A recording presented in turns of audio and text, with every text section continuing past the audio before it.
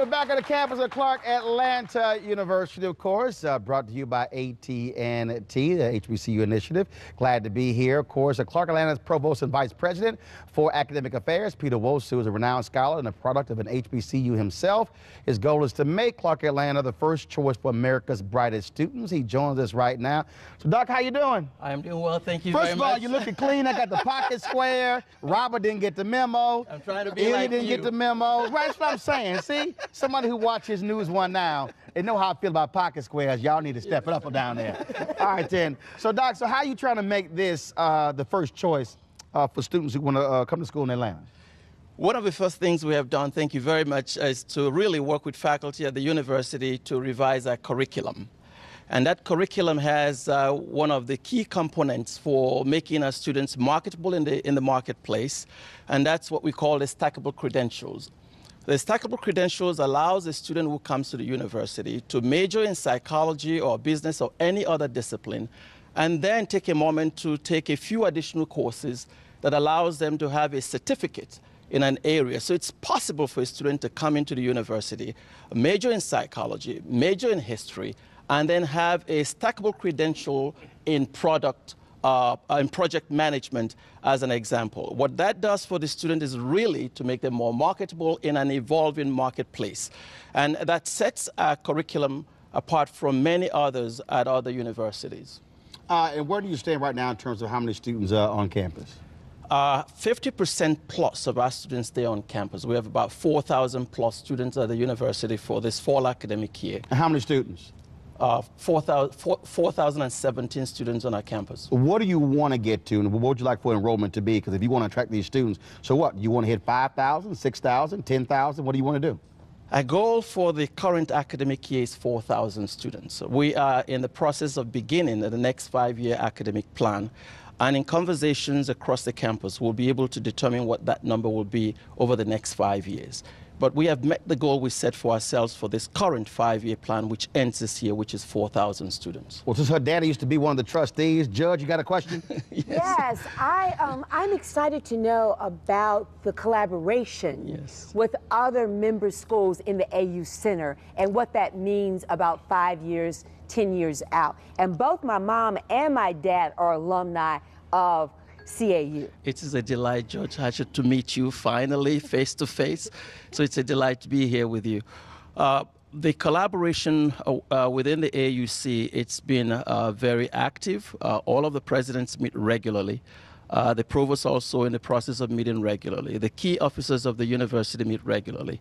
We cooperate in terms of our students taking courses across each of the campuses. That's one major area of collaboration. And I think that's one of the strongest attractions as you're attracting new students here to say that you can take classes at all the institutions. And that's one of the things we tell our students. They actually can do so. There's also collaboration in the area of public safety, which is the other key component of what we're trying to do at the university. What about PhD programs? We are the only institution in the AUC with a PhD program. We have 11 PhD doctoral programs at Clark Atlanta University. And we encourage those who are within the other AUC schools to apply and enroll in one of our programs. We just got to get you a law school now. We just got to get you a law school. Oh, look at you. We will be excited to engage in that conversation, yes. Don? You know, Clark Atlanta has been such an integral part of the Atlanta history and background. What are we doing to make sure students that come from out of state really get involved in the Atlanta culture? They are. If you look at the population of the university, 7% actually come from other countries around the globe. More than 50% of our student population also come out of state. And so they engage actually in all of the activities within the city of Atlanta. One of the attractions is that this is Atlanta Gateway to the South. Robert?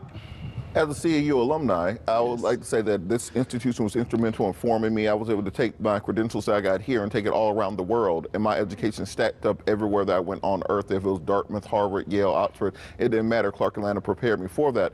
But what do we do to attract those students who maybe go to one of the state schools in town and then buy a Clark Atlanta University hoodie and hang out on the promenade? How do we get them to actually enroll here and bring their money to this institution?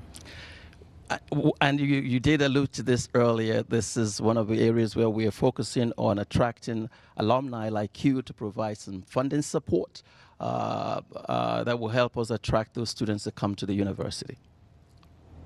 Oh, yeah?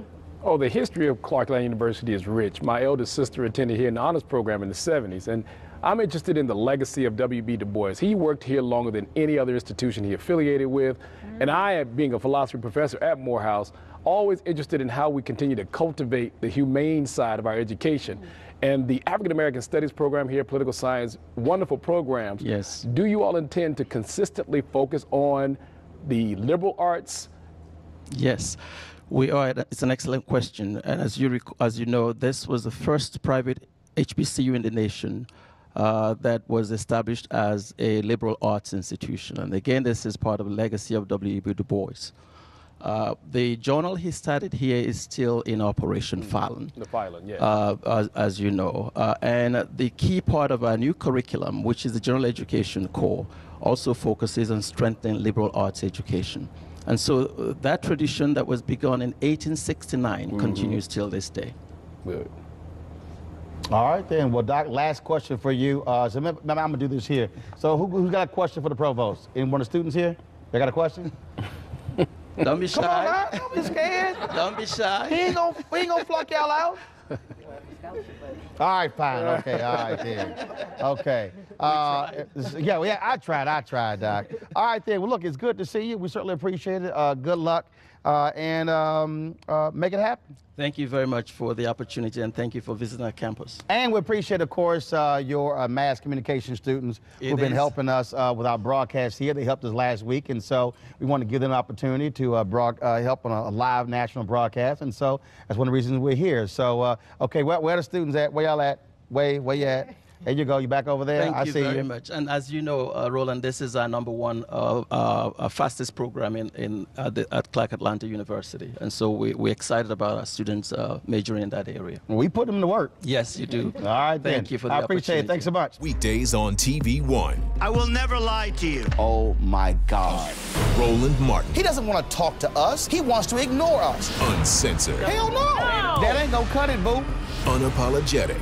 No, that is fundamentally false. You are wrong. Unfiltered. He wants an America where we all look alike. He ain't talking about black people. Unrelenting. You better go work out, because you got a fight on your hands. NewsOne Now with Roland Martin. Weekdays at 7 a.m. on TV One.